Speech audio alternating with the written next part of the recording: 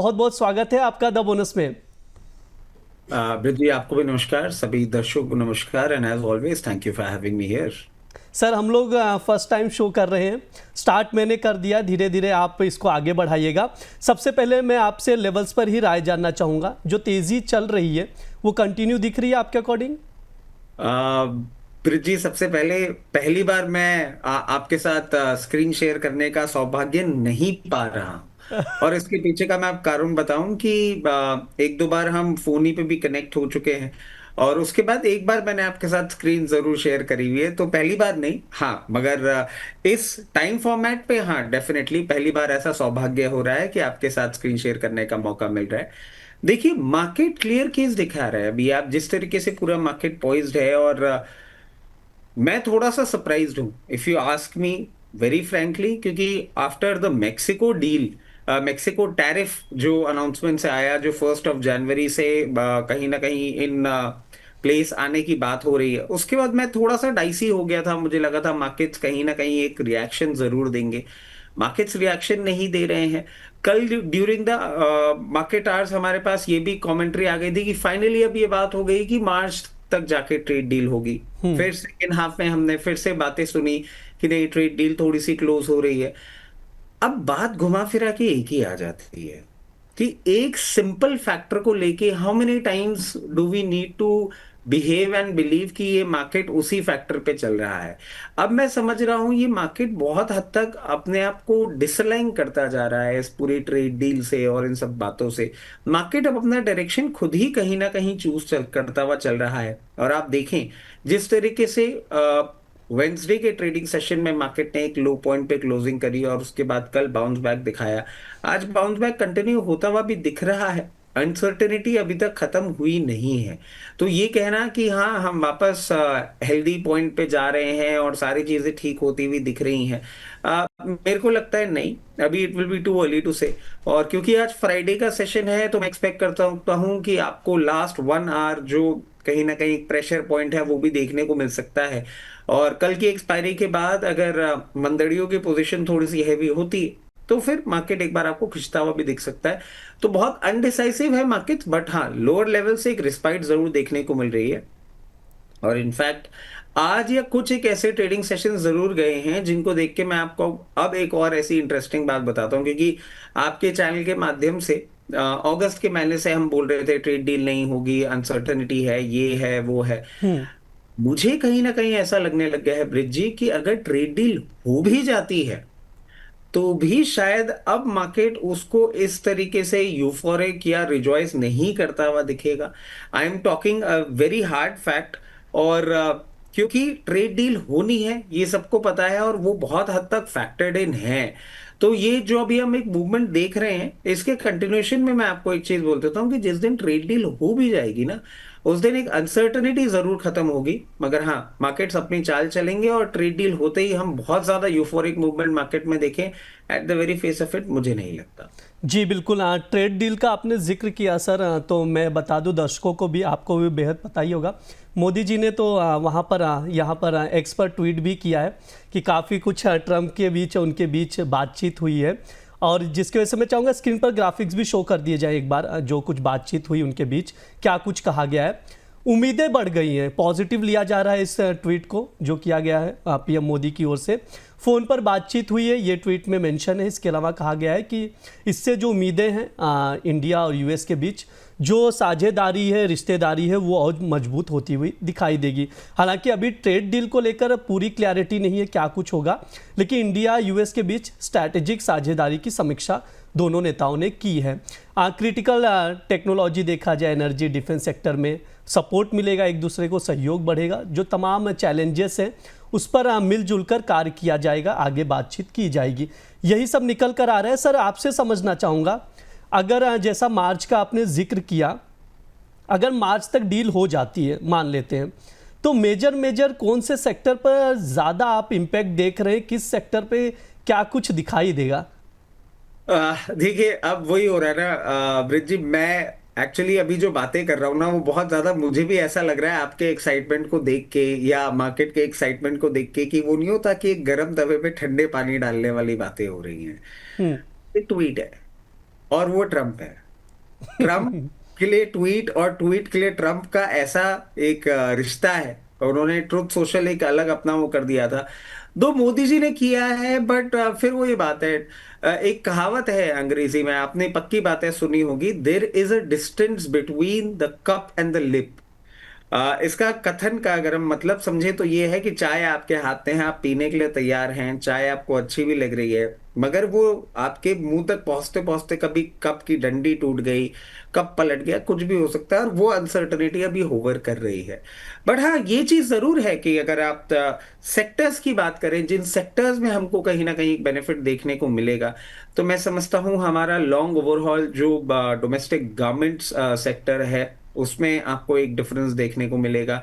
कहीं ना कहीं अनसर्टनिटी जो लूम कर रही है आईटी और फार्मा में, और अनसर्टनिटी क्योंकि लूम कर रही है क्योंकि ट्रम्प साहब कोई भी स्टेटमेंट देने से पहले दूसरी बार सोचते नहीं है कि वो क्या स्टेटमेंट दे रहे हैं। इसीलिए एक अंडर परफॉर्मेंस, एक अनसर्टनिटी कहीं ना कहीं आपको उस सेक्टर में भी देखने को मिल रही है, वो भी क्लियर होती हुई दिखेगी। जेम्स एंड ज्वेलरी स्पेस है, वो भी हमको एक अच्छा परफॉर्मेंस आता हुआ दिखाएगा।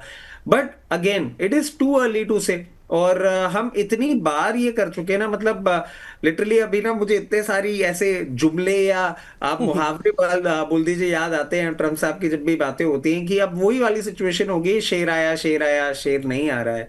अब जब शेर आ जाए, एक दो को खा जाए या हमारे साथ अच्छे से बैठ जाए, तभी मैं मानूंगा।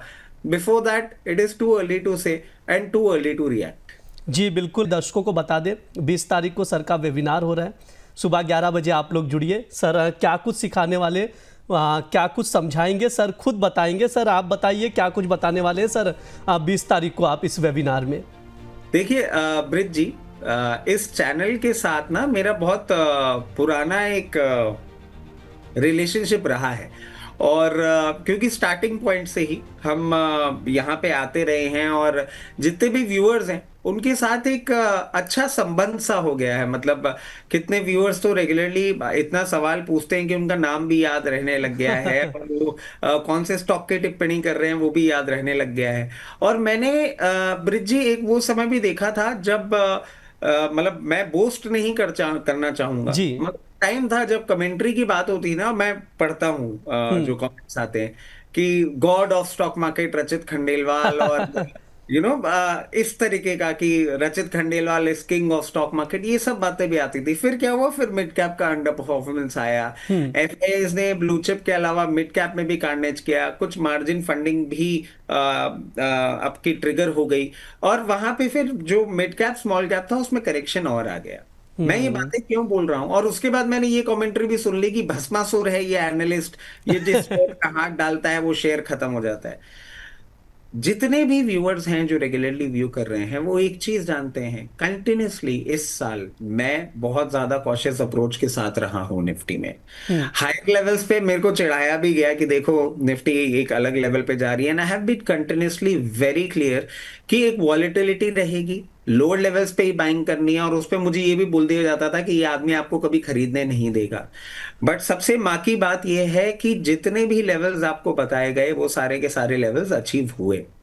अब ये मैं बात अभी क्यों कर रहा हूं कि ये जो स्टडी है, ये जो एनालिसिस है, जो आपको कॉन्फिडेंस देता है, वो तभी आता है when you put two things together, fundamental analysis और टेक्निकल एनालिसिस। फंडामेंटल एनालिसिस सब सुनते भी हैं, आपने भी देखा, अभी अभी आपने आरबीआई के लिए क्वेश्चन किया तो मैंने बताया आरबीआई क्यों नहीं इंटरवीन कर रहा है and how should we look at it. जब तक आपको फंडामेंटल एनालिसिस नहीं समझ में आता ना, तब तक एक ही टेक्निकल एनालिसिस पे आप काम करते हैं, वो स्केरी हो सकता है। जी सर। तो आपके लिए बहुत इंपॉर्टेंट होता है दोनों ही इंपॉर्टेंट पहलू को आप लेके चलें, टेक्निकल एनालिसिस और फंडामेंटल एनालिसिस। और यही हम आपको इस पर्टिकुलर वेबिनार के थ्रू सिखाना चाह रहे हैं। इसमें ब्रिज जी मैं आपको एक और चीज बोल देता हूं, मेरी चैनल पे भी कॉन्वर्सेशन चल रहा है और हमारी कंटिन्यूसली ये बात चल रही है कि इस पर्टिकुलर वेबिनार पे डिपेंडेंट होगा कि हम आगे की क्लासेस किस तरीके से करेंगे, लोगों का क्या रिस्पॉन्स रहेगा। अगर आप इस पर्टिकुलर स्ट्रीम के थ्रू आगे सीखना चाहते हैं, बोनस नॉलेज सेंटर के थ्रू, बीकेसी के थ्रू आगे सीखना चाहते हैं, इसमें जरूर पार्टिसिपेट करें, अपना फीडबैक दें। अभी क्या हो जाता है ना कि जब मार्केट का सेंटिमेंट थोड़ा सा खराब हो जाता है तो मार्केट भी बेकार लगने लग जाता है, मार्केट एक्सपर्ट्स भी बेकार लगने लग जाते हैं। जेन्युइन है, जेनेरिक है। और ये एक बहुत बेसिक प्रिंसिपल है कि डॉक्टर के इलाज से अगर सब कुछ सही हो जाता है तो डॉक्टर भगवान हो जाता है, वरना डॉक्टर चोर हो जाता है। मार्केट ने कुछ इसी तरीके की सिचुएशन हमें लाके रख दी है। बट हाँ, मैं आपको एक चीज बोलूंगा कि बजाय इसके कि आप सिर्फ क्रिप करें, आप समझने की चेष्टा करें ये मार्केट ऐसा क्यों चल रहा है, और ये आपकी ही बेटर अंडरस्टैंडिंग के लिए होगा। मेरी समझ से आपको इसमें जरूर एनरोल करना चाहिए। सर बातचीत आगे बढ़ाते हैं, स्टॉक्स पर चर्चा करना शुरू करेंगे। सबसे पहले मेटल पर राय जानना चाहूँगा। मेटल्स के कुछ स्टॉक हैं जैसे हिंदुस्तान कॉपर और हिंदुस्तान जिंक, दो ऐसे स्टॉक हैं जिसने अच्छी खासी मूवमेंट दिखाई है। सबसे पहले हिंदुस्तान कॉपर पर बातचीत कर लेते हैं। पिछले 3 महीने में देखा जाए तो ये लगभग 2.5 से 3 महीने में 48% चढ़ चुका है। 48% अपसाइड का मूवमेंट दिखाया है। 378 के करीब अभी ट्रेड कर रहा है। अगर आज के भी सेशन में आप देख सकते हैं प्राइजेस ऊपरी स्तरों पर ही है। हिंदुस्तान जिंक के, हिंदुस्तान कॉपर की बातचीत हो गई। इसी तरह से हम लोग हिंदुस्तान जिंक में भी अच्छे खासे लेवल्स पर देख रहे हैं। सर आपके क्या व्यू रहेंगे यहाँ पर दोनों स्टॉक को लेकर? क्या कोई बाइंग अपॉर्चुनिटी क्रिएट हो रही है क्या? देखिए, इसमें मैं एक चीज आपको बोलना चाहूंगा। हिंदुस्तान कॉपर की हम बात कर रहे हैं, and if I am correct, मतलब who can be a better man to verify the fact, commodity man is sitting in front of me. Brij ji 3 महीने के हाईएस्ट लेवल पे चल रहा है कॉपर जी सर। अभी। कॉपर प्राइजेस जो है ऑल टाइम हाई है, लेकिन ये जो है 48% तक रिटर्न दे चुका है हिंदुस्तान कॉपर पिछले 3 महीने में। 3 महीने में, है ना? यस। तो 3 महीने के हाईएस्ट उस प्राइस पॉइंट पे बैठा हुआ है। और अभी आई एम प्रीटी श्योर आपके पास ये बातें भी आ रही होंगी कि फर्दर अपसाइड इसमें बाकी है। और मैं समझता हूँ डेफिनेटली हिंदुस्तान कॉपर की अगर हम बात करें, इसमें भी आपको फर्दर अपसाइड अभी बाकी है। जिस तरीके से पोजिशनड है 396, 396 से 404 के लेवल्स की अभी ये तैयारी कर रहा है। अच्छा लगता है, मगर मैं हूं आदमी कंजर्वेटिव और मार्केट है वॉलेटाइल। तो दोनों चीजों को अगर हम जोड़ देते हैं तो बात निकल के आती है ये कि 364, 366, 364, 365 लेवल्स पे अगर ये आता है, वहां पे बाइंग इंटरेस्ट, रिस्क रिवॉर्ड ज्यादा फेवरेबल होगा। मेरी ये बात सुन के या इसका ये मूवमेंट देख के डोंट जंप द गन, थोड़ा सा टाइम ले। लोअर लेवल पे जब आए कूल ऑफ होने के बाद डेफिनेटली तब आप पोजीशन बना सकते हैं। उसके साथ साथ हिंदुस्तान जिंक की बात कर लेते हैं। और आप देखिए जिस तरीके से सिल्वर मूवमेंट कर रहा है, मतलब ब्रिज जी एक बार फोनों पे कनेक्टेड थे, हम बात भी कर रहे थे, और जी तब रैंडमली ये बात हो गई थी कि हाँ, सिल्वर आपको 2.25-2 लाख रुपए तक का भी लेवल एक बार दिखा सकता है। तब जब मैंने ये बात कही थी ना, it was a very generic statement. It was a statement जो ऐसे निकल के आया था, हाँ टाइम के साथ बढ़ेगा तो है ही। हम्म। ये इतना जल्दी आ जाएगा, ये मेरे लिए भी बहुत ज्यादा सरप्राइजिंग है। और मैं समझता हूँ मार्केट भी बिल्कुल अनअवेयर कॉट हुआ है जिस तरीके से चल रहा है। और हमने कुछ टाइम पहले आपके चैनल के माध्यम से ना बात करी थी कि हाँ, आने वाले फर्स्ट हाफ या सेकेंड हाफ में हो सकता है 2,24,000 तक का लेवल सिल्वर दिखा दे। 2 लाख तो दिखा दिया, 2,24,000 भी दिखा दिया। Hindustan zinc is backed by the amazing price appreciation that we are seeing in silver। तो डेफिनेटली हिंदुस्तान जिंक में भी आपको और मूवमेंट आता हुआ देखने को मिल सकता है। करेंटली 52 वीक हाई लेवल्स पे ही ट्रेड कर रहा है, नए 52 वीक हाई भी बनाता हुआ आपको दिख सकता है। 576 से 580 के लेवल्स आपको देखने को मिल सकते हैं। बट अगेन बात आ जाती है कि आदमी कंजर्वेटिव रहे तो ही सेफ रहता है। यूफोरिक मूवमेंट में कई कबार हम गलत कॉट भी हो जाते हैं। इन लेवल्स पे नहीं, 524, 526, 530 इस रेंज में आएगा तो फ्रेश पोजीशन बनाएंगे। यहां पे नहीं, जिनके पास है वो होल्ड करें, हायर लेवल्स ऑन कार्ड्स। जी बिल्कुल। यहाँ पर राय निकल कर आ रही है। सर दर्शकों को लगातार सवाल भी आ रहे हैं। ऋषभ जी जुड़े हुए हैं हमारे साथ, उनके सवाल निकल कर आ रहे हैं। लॉस में है काफ़ी ज़्यादा, उनका सवाल क्या है वो भी मैं आप लोगों को बता दूं। लगातार फोन लाइन पर है सर हमारे साथ, वही खुद आपसे सवाल पूछेंगे, उनके जवाब लेंगे। ऋषभ जी स्वागत है आपका बोनस में। सर से सवाल पूछिए अपना। हाँ जी सर, मेरे पास जी। अपना ये तत्वचिंतन फार्मा के शेयर्स पड़े हुए 525, 2654 में लिए थे 4 साल पहले। तो सर काफी लॉस है इसके अंदर, तो क्या करना है सर तत्वचिंतन फार्मा? जी बिल्कुल सर से जवाब लेंगे। रचित सर क्या जवाब रहेगा, क्या किया जाए? यहाँ पर 525 शेयर खरीद के रखे 2654 पर। चिंतन फार्मा होल्ड करें या बेच दें? देखिए, तत्व चिंतन फार्मा की हम बात कर लेते हैं। इसके पहले मैं आपको एक चीज जरूर कहना चाहूंगा। जी मतलब अभी ये बात ना बड़ी जेनेरिक सी लगती है और बड़ी ऐसी लगती है कि हाँ हो गया, उसके बाद बोलना बड़ा आसान हो जाता है। छोटी सी रिक्वेस्ट रहती है कि आप जब भी ऐसी कोई क्वांटिटी होल्ड करें ना, तो थोड़ा सा स्टॉप लॉस पे फोकस करें। मतलब प्रैक्टिकली अभी मैं इनको देख रहा हूं तो ये मोर और लेस हाफ द प्राइस पे आ गए हैं। और ये हाफ द प्राइस पे क्यों आ गए, पहले मैं इनको इसके पीछे का कारण बता देता हूँ। पास्ट 5 ईयर से सेल्स ग्रोथ प्रॉब्लमेटिक रही है, 7.7% की रही है। रिटर्न ऑन इक्विटी भी कम रहा है और पिछले 3 सालों में प्रमोटर होल्डिंग भी कम होती हुई दिखी है। अभी भी इनको मैं एक चीज ऐड कर देता हूं कि मुझे प्राइस कंफर्ट नहीं मिल रहा। इन वैल्यूएशंस पे भी आप देखें तो जो मार्केट लीडर्स हैं, जैसे आप बसफ की बात कर ले या गुजरात फ्लोरोकेम की बात कर ले, वो 45 से 56 के पीई मल्टीपल पे मुझे मिल रहे हैं, ये 191 के पीई मल्टीपल पे मिल रहा है। अब आपने इतना ज्यादा ऑलरेडी डाउनसाइड देख लिया है कि यहाँ पे अगर मैं आपको ये बात बोलूं कि नहीं साहब आप निकल जाइए, तो वो अपने आप में थोड़ी सी एक प्रॉब्लमेटिक बात हो जाएगी। प्रॉब्लम हमारी बढ़ चुकी है।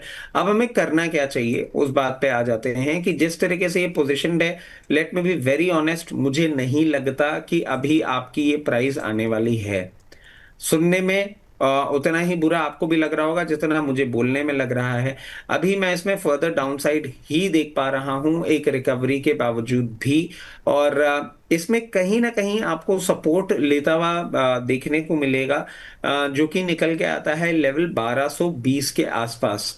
उससे पहले मैं इसमें सपोर्ट भी नहीं देख पा रहा हूं। और अब इसमें करना क्या होगा, स्ट्रैटेजी वो देख लेते हैं कि 1220 के आसपास ये आता है, वहां पे एक बार आप इसमें अपनी पोजीशन बनाएंगे, एवरेज की पोजीशन, क्योंकि आपका प्राइस डिफरेंस हो गया है बहुत ज्यादा। 1220 पे आप जो पोजीशन बनाएंगे उसको आप डिप्लॉय करेंगे 1420 रुपए में। अभी आप ये भी बोल सकते हैं कि साहब फिर तो मैं यहाँ बेच देता हूँ, 1220 पे मैं खरीद लेता हूँ। नहीं, ऐसा नहीं करना है, क्योंकि टाइम्स बड़े अनसर्टन है। तो 1220 में खरीद के 1420 में आपको इसको बेचना होगा। और ऐसे करके आपको कुछ कुछ ट्रेडिंग पैटर्न्स फॉलो करने होंगे। अभी पहले एक बार 1220 आए, फिर आप 1420 में बेचें। एक दो अटेम्प्ट आपको ये करने को मिल सकते हैं जिससे आप अपनी बाइंग प्राइस पहले नीचे लेकर आइए। मैं ये नहीं कहूंगा कि कंपनी में बहुत ज्यादा परेशानियां हैं, बट हाँ वैल्यूएशन डिस्कम्फर्ट और जो प्रमोटर होल्डिंग है वो थोड़ा सा अलार्मिंग है। तो बेटर यही रहेगा कि अपनी पहले बाइंग प्राइस नीचे लेकर आए, उसके बाद एग्जिट अपॉर्चुनिटी देखें। और मेरी समझ से आपको ये ऑपरेशन करने में, आपकी बाइंग प्राइस को नीचे लेकर आने में और एग्जिट अपॉर्चुनिटी ढूंढने में कम से कम 1.5 से 2 साल का समय तो स्टॉक में देना ही पड़ेगा। जी बिल्कुल, तत्व चिंतन फार्मा को लेकर ये सर की राय है। जो राय दी जा रही है उसके अकॉर्डिंग आप लोग स्ट्रैटेजी बनाकर चल सकते हैं। सर बहुत सारे सवाल आ रहे हैं लगातार, मैं चाहूँगा थोड़ा सा उन सवालों के जवाब थोड़ा जल्दी जल्दी में दिया जाए क्योंकि बहुत सारे सवाल हैं। सर शुरू करते हैं और आगे बातचीत बढ़ाएंगे। अर्शदीप सिंह का सवाल आ रहा है इस वक्त, वोडाफोन आइडिया पर व्यू जानना चाह रहे हैं। अगर आज के सेशन में देखें तो 3% चढ़ चुका है, यहाँ 11 रुपये 62 पैसे के करीब करीब ट्रेड कर रहा है। सर वोडाफोन आइडिया पर आपकी क्या राय रहेगी, क्या सजेशन देंगे? देखिए, आपने अभी जो बात कही ना ब्रिज जी की, थोड़ा जल्दी जल्दी करिए। आज एक्चुअली क्या है, विपुल सर थे नहीं, हाँ। तो मुझे थोड़ा सा लीवरेज मिल गया और मुझे बातें करने का है बड़ा शौक। तो मैंने कहा आज मैं आराम से बैठ के कर सकता हूँ, वरना विपुल सर टाइट कर देते हैं पहले ही 10 मिनट में कि अब जल्दी जल्दी करेंगे। चलिए, जी जो सर। सब जानते हैं, जितने भी इस चैनल में जितने भी बोनस फैमिली मेंबर्स हैं, सब जानते हैं 6 रुपए 60 पैसे में हमने दिलाया सबको। अब मैं इनको एक ही चीज कहूंगा कि ठीक है, अभी आप पोजीशन होल्ड करिए। 12 रुपए का टारगेट हम आपको दे रहे हैं, 12 रुपए ऑन कार्ड्स, उसके पहले कुछ नहीं करना है।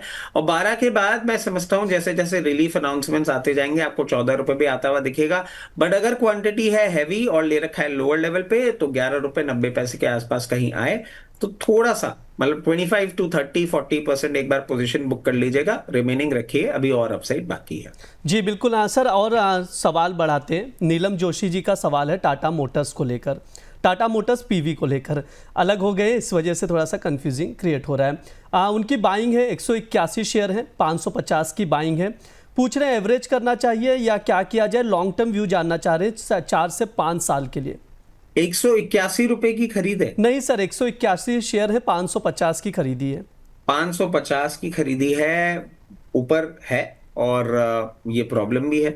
मगर अभी मैं इनको एक ही चीज बोलूंगा कि दिस इज द अपॉर्चुनिटी जहां पे अगर ये चाहें तो डेफिनेटली एवरेज कर सकते हैं। ये सोच के करिएगा, कंपनी अच्छा परफॉर्म कर रही है। इस सीजन में सेल्स के बाद कंपनी सेकंड नंबर पे आ गई है। हुंडे और महिंद्रा को पीछे छोड़ते हुए मारुति के बाद अब नंबर लगाने के लिए खड़ी हो गई टाटा मोटर्स। सियारा एक बहुत ही अमेजिंग मॉडल इन्होंने लॉन्च किया है। और जब हम टाटा सियारा की बात करते हैं तो उसमें जो नेचुरली एस्पिरेटेड इंजन है वो भी अच्छा है, और टर्बोचार्ज इंजन भी अच्छा है। प्रोडक्ट लाइनअप में और काम में आने वाला है। ये मैं क्यों बात बता रहा हूँ, सेल्स और इंप्रूव होने वाली हैं। तो आपने इतना हाई लेवल पे ले रखा है, मैं आपको सजेस्ट करूंगा इन लेवल्स पे चाहें तो जरूर आप एक बार एवरेज करने की सोच सकते हैं। और जो एवरेज आप करेंगे उसको मैं ये नहीं कहूंगा कि आप इसको लंबी अवधि के लिए होल्ड करें। जो भी एवरेज आप इन लेवल्स पे करेंगे, एक बार 400 रुपए के आसपास आएगा, डिप्लॉय करेंगे और साइकिल खेलेंगे। हम इस प्राइस रेंज में साइकिल खेलेंगे जब तक टाटा मोटर्स ग्रुप में जो प्रॉब्लम आ रही है, टाटा ट्रस्ट में जो प्रॉब्लम आ रही है, वो नहीं रिजॉल्व होती है। आप देखें ब्रिज सारे टाटा के स्टॉक्स अंडर परफॉर्म कर रहे हैं, चाहे वो ट्रेंट हो, चाहे टाटा टेक हो, चाहे टाटा मोटर हो। टू एन एक्सटेंट टीसीएस भी उस तरीके से नहीं पार्टिसिपेट कर पा रहा है। इनहेरेंट ट्रबल है।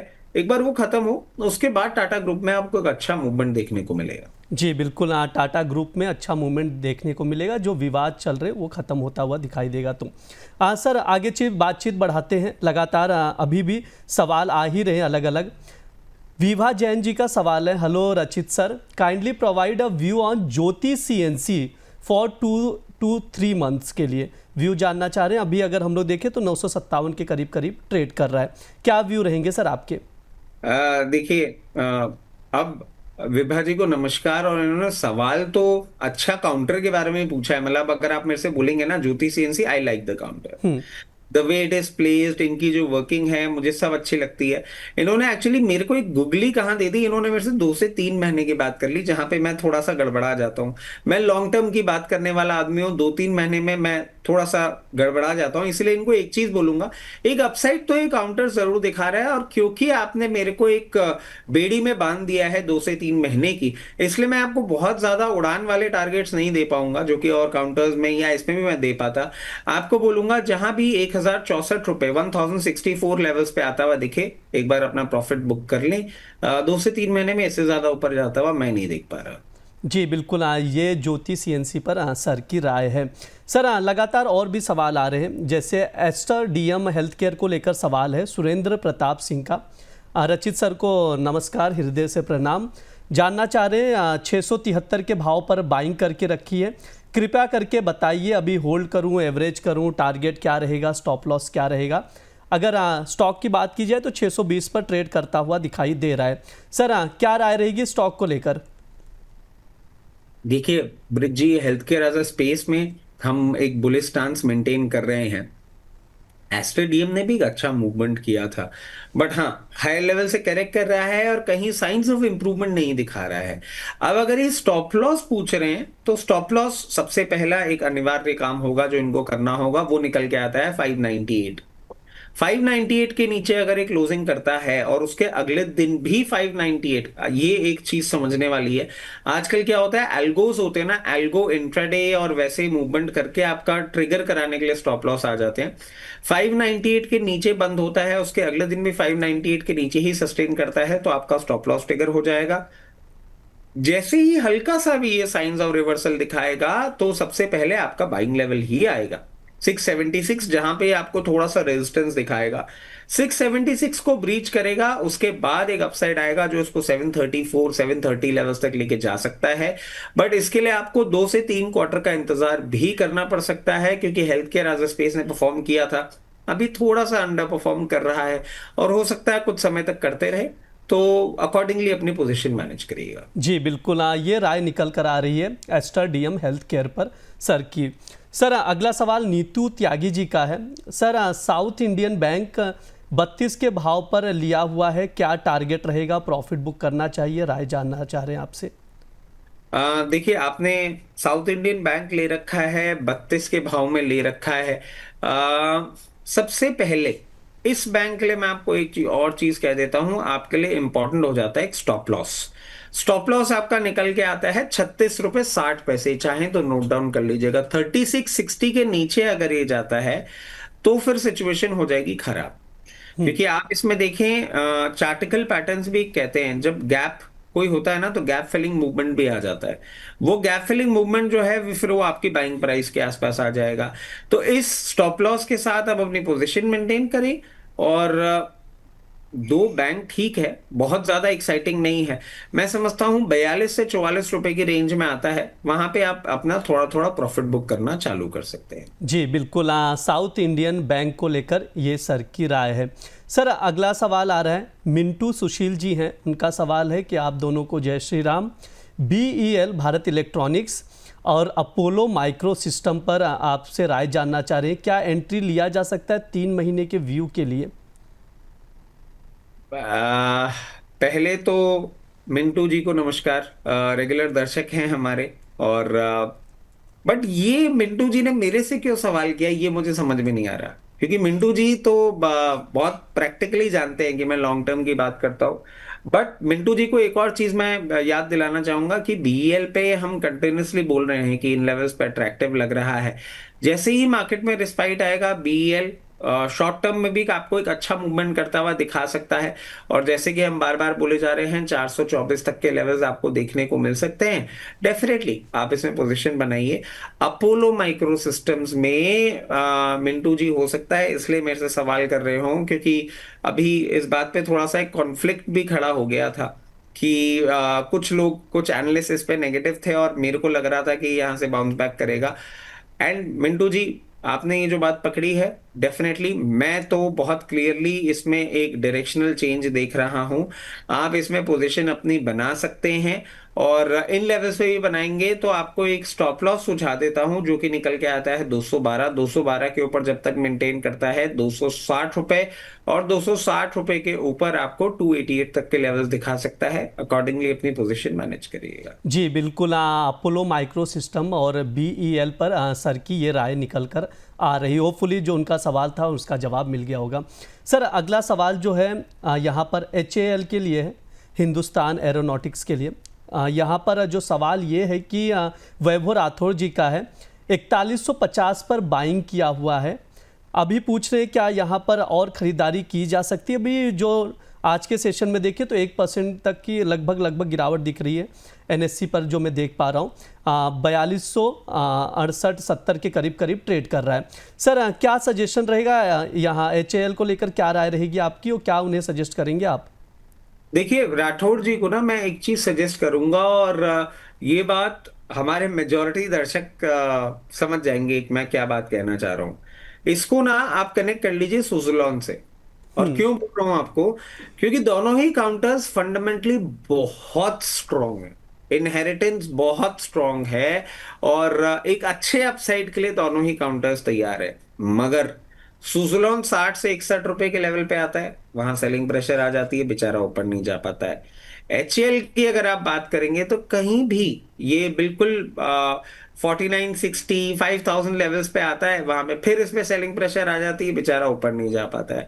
इतनी शॉर्ट रेंज के लिए आप खरीदेंगे, मैं थोड़ा कम समझ पा रहा हूं। आपने एक अच्छे लेवल पे खरीद रखा है, आपके पास दो ही ऑप्शन है। या तो आप यहाँ पे जो एवरेज कर रहे हैं उसको कहीं भी 4800 रुपए के आसपास आए उसको डिप्लॉय कर दें। उसके अलावा दूसरा ये कि अब ये इसको ब्रेकआउट देने दीजिए एक बार। जैसे सुज़लोन के लिए मैं बार बार बोल रहा हूं ना कि अब छेड़िए मत, ब्रेकआउट ले देने दीजिए। ये जब भी आपको 5200 के ऊपर क्लोजिंग करके अगले दिन सस्टेन करेगा, ऐसी फ्लाइट करेगा राठौर साहब, आप समझ नहीं सकते हैं। क्योंकि सबसे पहला टारगेट होगा इसके लिए 5600, फिर एक छोटा सा टारगेट 5800 और फिर 6400 के टारगेट्स आएंगे। थोड़ा सा समय दे दीजिए, या यहां भी लेना चाहें तो 4860 4900 के लेवल्स पे निकलना चाहें तो एक बार ले सकते हैं। जी बिल्कुल, ये राय है हिंदुस्तान एरोनॉटिक्स को लेकर। सर अगला जो सवाल आ रहा है, कंटिन्यू सवाल आ रहे हैं, मैं चाहूँगा थोड़ा सा हम लोग प्रोसेस में ही रहे, ऐसे ही चलते रहे जल्दी में। हो सकता है आपको लग रहा हो कि ब्रिज के साथ पहला शो है, प्रेशर बना रहे हैं, लेकिन मैं चाह रहा हूँ कि ज़्यादा से ज़्यादा। Let me be very honest, ये आपके साथ प्रॉब्लम नहीं है, ये विपुल सर के साथ प्रॉब्लम नहीं है, अक्रॉस द बोर्ड प्रॉब्लम है। क्योंकि सर दिक्कत ये, दर्शक नाराज हो जाते हैं अगर उनके सवाल मिस हो जाए तो। जी सर, आगे बातचीत करते हैं। अविशी जी का सवाल है HCC को लेकर। यहाँ पर उनकी ये राय जानना चाह रहे हैं कि HCC में अगर देखा जाए, हिंदुस्तान कंस्ट्रक्शन कंपनी अभी 17 रुपये के करीब करीब इस वक्त भाव चल रहा है। उनकी 36 रुपये की बाइंग है जो मैं देख पा रहा हूँ। 2024 के दिसंबर में 36-37 रुपये पर ये ट्रेड करता था। वहाँ से 50% लगभग अगर देखें सर, अप्रॉक्स लेके चले तो गिरावट आ चुकी है, आधे पर भाव आ चुका है। वो समझ नहीं पा रहे क्या करें, आप क्या सजेशन देंगे?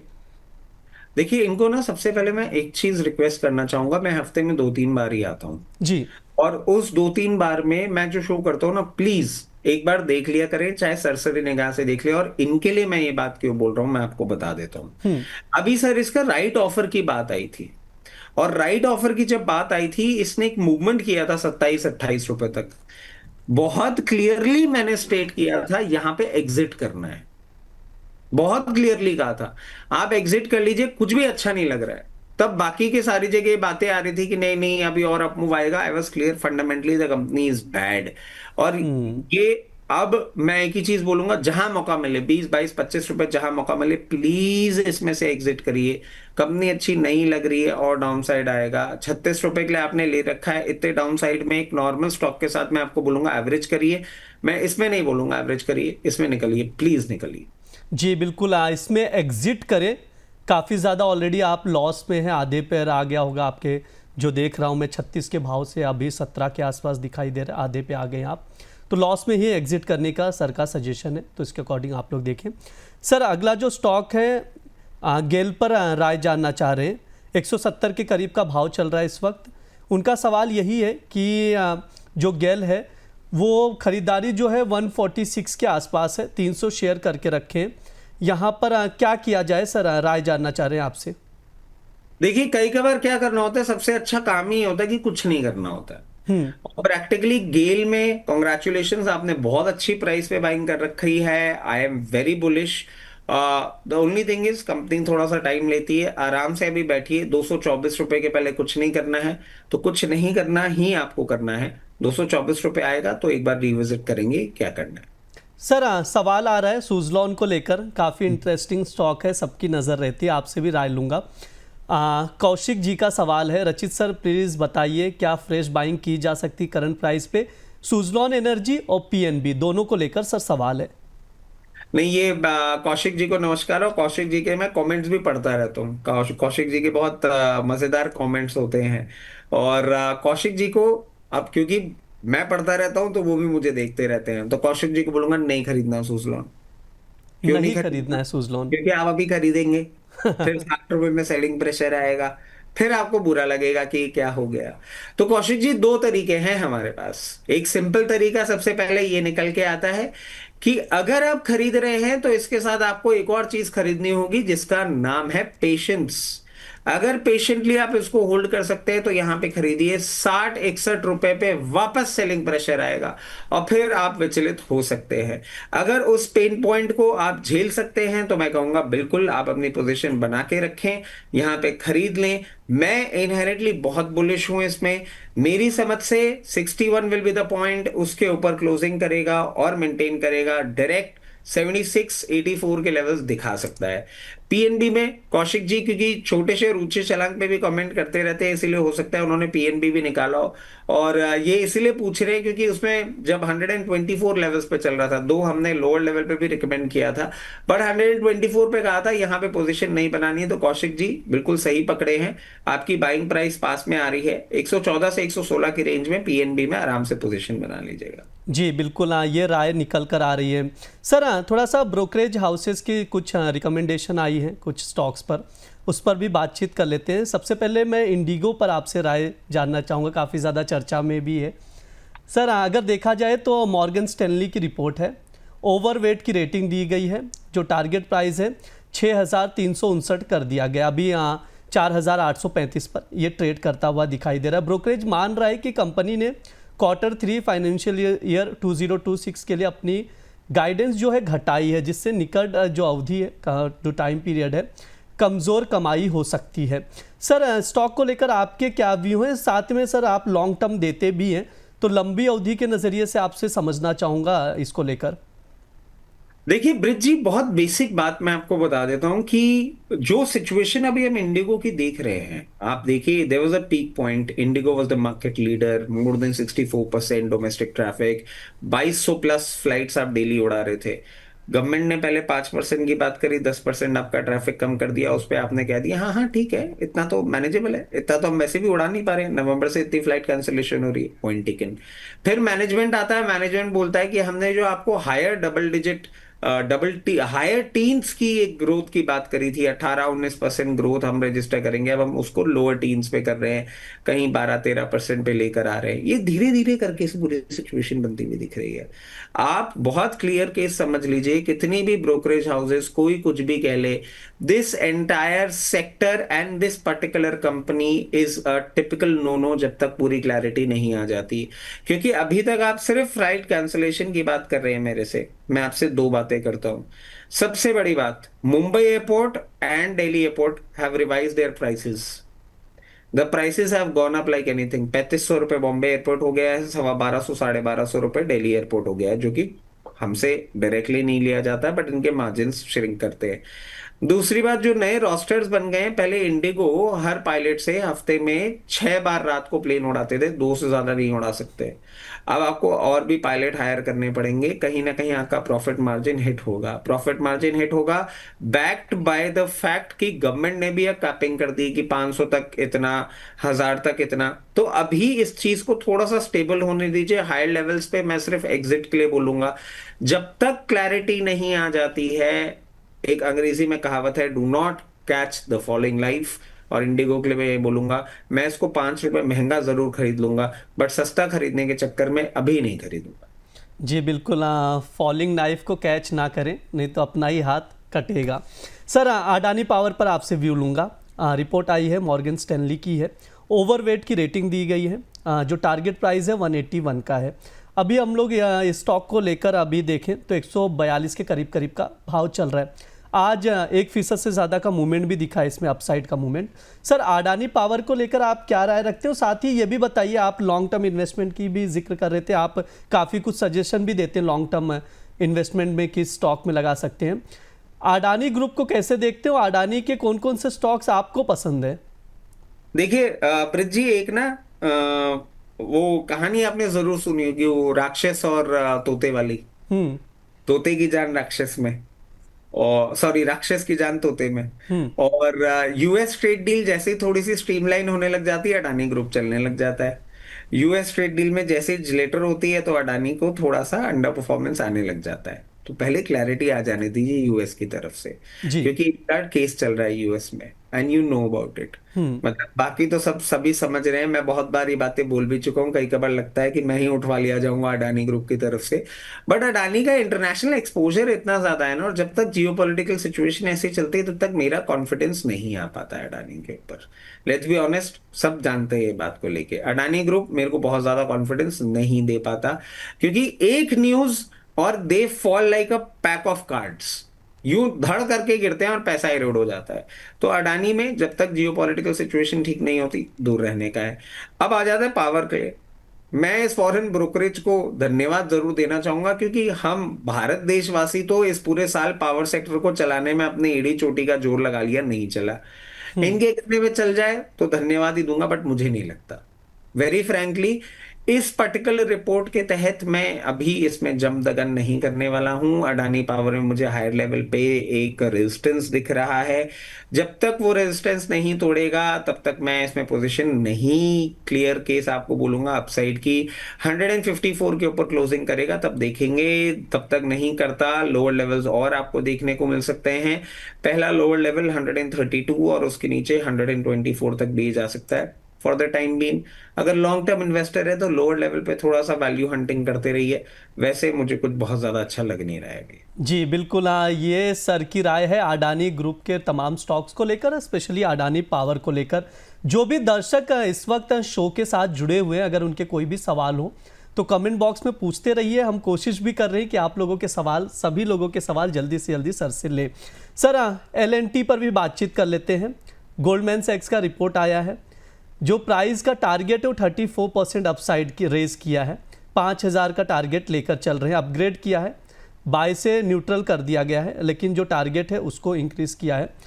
यहाँ पर निकल कर आ रहा है, जो मैं आपको LNT शेयर है, उसका जो प्राइस है अभी 4094 के करीब इस वक्त दिखाई दे रहा है। सर ओवरव्यू क्या है आपके LNT को लेकर, आपकी क्या राय है? देखिए ब्रिज जी, एलएनटी ना सिर्फ एलएनटी नहीं है। L and T is actually a proxy play of the development of infrastructure of India. अगर इंडिया का इंफ्रास्ट्रक्चर चल रहा है तो एलएनटी का चलना बाध्य है ही है। इंडिया का इंफ्रास्ट्रक्चर इंप्रूव हो रहा है, एलएनटी चलेगा ही चलेगा। मैं बहुत इजीली अपने आप को कन्विंस करने की कंडीशन में हूं कि ये टारगेट्स आपको बहुत इजीली देखने को मिल सकते हैं, और इससे ऊपर भी ये टारगेट, इससे ऊपर भी ये स्टॉक मूव करता हुआ दिखेगा। One of my favourite views, easily ये टारगेट्स अचीव होंगे।